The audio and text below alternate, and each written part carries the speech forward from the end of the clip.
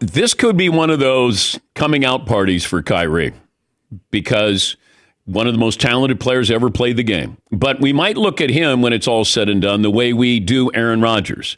They've kind of brought controversy. They brought attention. They've got one title each. Now, you can't deny the talent with either one of these players.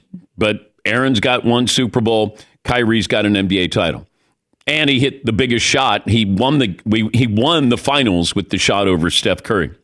But here's a guy who's never been first team All NBA.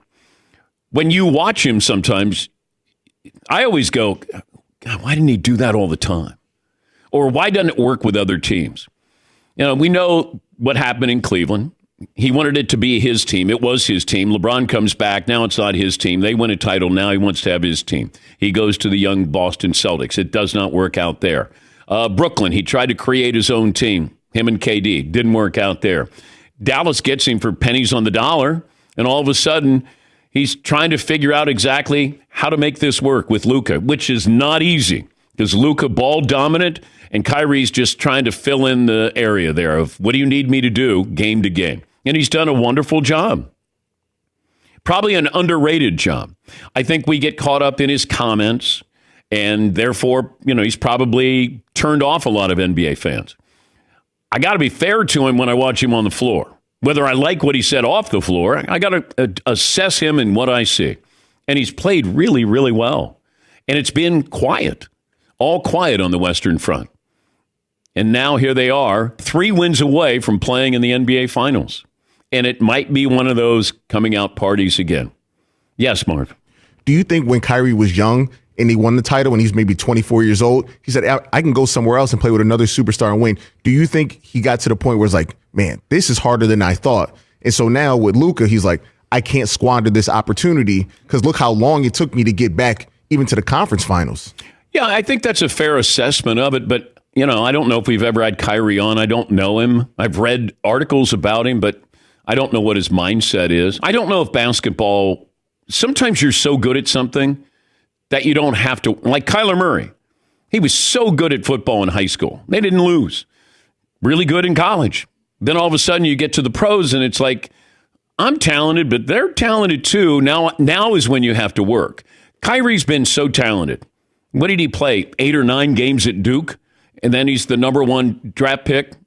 And then it looked like it came easy to him. And then you win when you're young.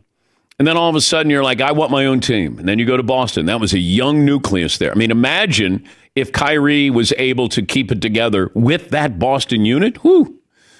Then he goes to Brooklyn. He's going to hook up with KD. They're going to create their own super team. And that doesn't work out.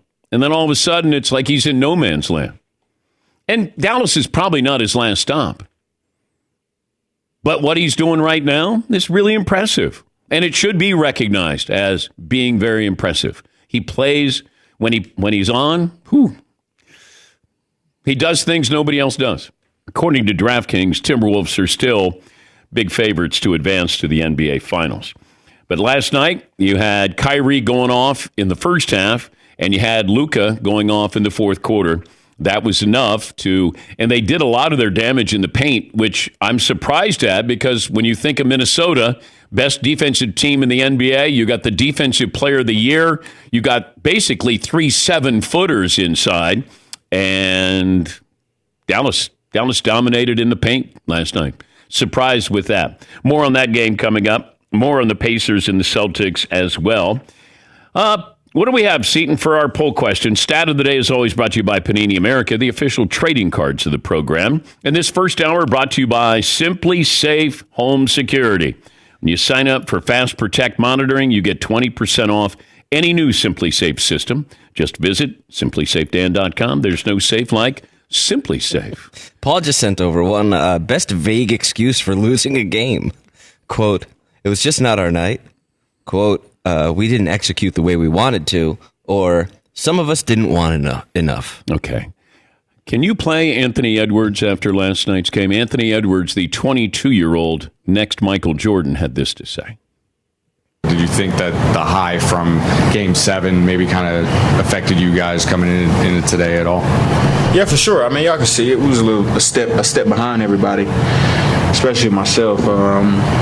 Kyrie got a transition layup from, I think we scored, and he just outran me. I was just exhausted, man. So, yeah, for sure. But we'll be all right. Okay. You may think that, but don't say that. You're 22. Kyrie, after a made basket, took the ball and went coast to coast and blew by Anthony Edwards. That's not a good excuse. We ran out of energy. We were a little tired. Maybe what happened in Denver. I get it. Game 7 on the road at altitude. But you were back home. Dallas only needed 6 games to put away OKC. I understand that. You're 10 years younger than Kyrie Irving. Don't admit that. That's not a good excuse. What are the other excuses we have there, Seton? It was just not our night. Just not our night. That's the best. Okay. Yeah, to be fair, we don't have, you know what, we were just tired on the list. We don't have that, but you rarely hear that one. Are athletes not allowed to be tired? If you're 22, Yeah. I'm going to say no. If we've been praising you for your athleticism, you're the next Michael Jordan, and then you tell me that Kyrie, who's 10 years older than you, blew by you coast to coast, I have a little bit of a, like, it could happen one time, but then he said, well, we might be tired. Yes. Don't we expect athletes to leave it all out there every single night? Yeah. Which would imply exhausting all of your physical abilities. Maybe he's exhausted from exhausting all of his physical abilities. Correct. Okay. Yeah. I'm just saying. I don't think you admit to that. Yeah, I don't know that you do either. I don't think you're so. You are too young to do it. But actually, it's probably worse to do it when you're old. When you're aging and you're like, you know what, we were just exhausted out there. It'd be like, yeah, because you're too old. Okay, imagine if any other player said this. AKA. KD, LeBron. Oh, there we go. How much would we be crushing them today? You know, maybe we're just tired. Maybe we're just old. It feels like with Ant-Man, the way he says something, like it doesn't sound as bad because he's so entertaining when he's delivering it. Working on his Kevin Hart delivery. You know, yeah, it's like if some people say they're exhausted, it's definitely worse than others. Like if AD was like, man, we were just exhausted out there, I'd be like, oh my God, dude, shut up. Play the game. Yeah. You're right. Yeah, like I would have no patience for it whatsoever. What other poll questions do we have today? Well, you know, now it's the age of, hey, I'll take all the blame. Somebody's always taking the blame after the game. And sometimes it's the coach, like Rick Carlisle. He's got, oh, it's on me. And then Tyrese Halliburton goes, no, I know what coach is trying to do. So is coach saying we didn't execute the way we wanted to tonight? Or is coach saying some of us didn't want it enough? Ooh, damn. One of those feels more player worthy. The other one. Or how about, we just weren't prepared. Oh, that's a coach. I didn't do a good job preparing the guys. Yes. I didn't do a good job. Yes. Okay, you're fired. This one's on me. Yeah. Literally, your only job is to prepare them for the game. Yes, You're fired. that's your job. Especially during football season. You guys had 7 days to do this. It's the worst. Anything else? Well, with the series up 1-0, who do you like to win now? Has that shifted at all? Well, I like Dallas, but it's going to be a coin toss. Really, I think it's going 7 games. The thing that I was looking at, there are a couple of things. They scored in the paint, which was really surprising. Dallas outscored Minnesota 10-3 in the final 3.5 minutes to pull out that win. Also, the Mavericks outscored Minnesota 62-38 in the paint. That's incredible.